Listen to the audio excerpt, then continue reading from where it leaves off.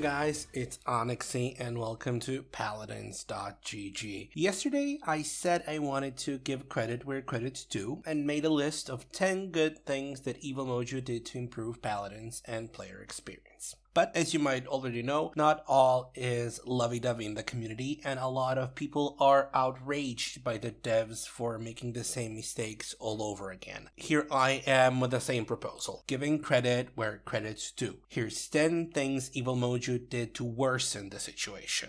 Number 1. Constant changes to the UI. The devs seem to never be fully satisfied with how the game's UI looks and keeps changing it every few months. In the past 4 years, we have received 3 major changes to the UI without it being called for whatsoever. This makes the game look inconsistent and amateur. Keeping the UI the same gives the game an image to build over its lifespan. Number 2. Releasing the game before it was ready. Paladins has never been as polished as some other titles have become lately. Although the open beta was rough and the game kept crashing every few hours or so, it was still in beta and changes were being made every day basically. Unfortunately, the studio decided to release the game to the general public before the game was ever even close to being ready for that, which brought new players and media to witness an unfinished product with major game-breaking bugs, which earned the game the nickname Paladins.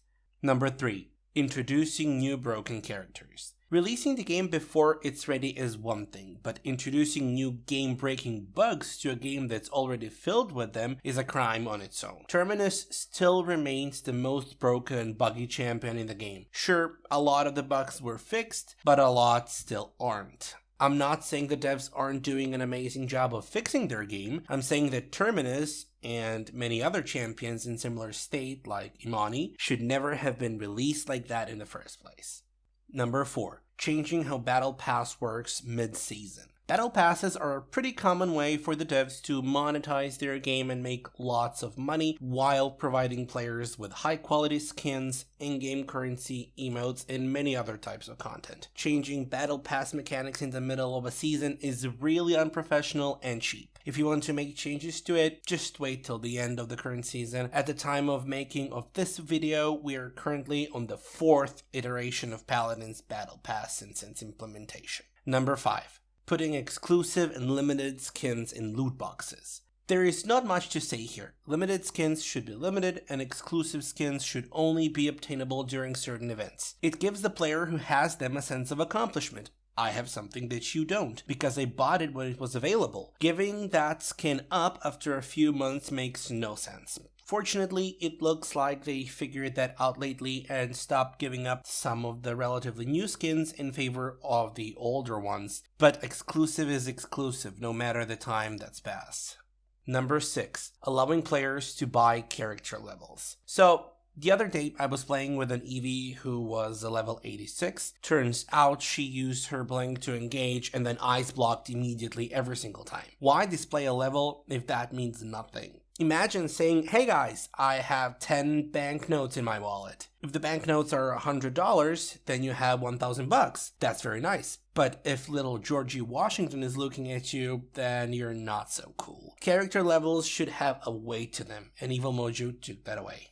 Number 7. Not following through on bans. I can happily say that I have never been banned or warned that I would be banned during my almost 5-year-long playing of Paladins. I definitely deserved it more than a few times. I'm not proud of this by any means, but I used to be very toxic while playing Paladins. Sometimes I would even yell or call people names. That's one of the reasons I decided to step away from the game a year ago. It wasn't good for me. Now that I'm back, I don't feel I'm toxic anymore, but while I was, Evil Mojo did nothing to stop me from doing that, not even blocking my chat. Number 8. Not giving us more lore. Lore is the one proven way to make players fall in love with your game and your characters. Lore gives them purpose and meaning even if they are an evil character or a killer. Lately, they started to change this and provide us with a tiny bit of lore when they release new characters, but a lot of it just seems like it's put together the week before the actual release, and most of it doesn't even seem a part of something bigger. Number 9. Not giving us reason to play tanks or healers. There are only a few support players out there, and even fewer those that play tanks. Why? Outside of the gameplay rule set, there is no incentive to play those roles, especially not in casual play. Why play tank if there will be no healer, or even worse, the healer won't heal you at all? Why play support if no one will help you or protect you, and just spam need healing even if you're healing them at that moment or if you're dead? Just pick DPS or a flanker. If you're in trouble, you can easily relocate and save yourself. It's always the healer's fault you're dying anyway. Number 10.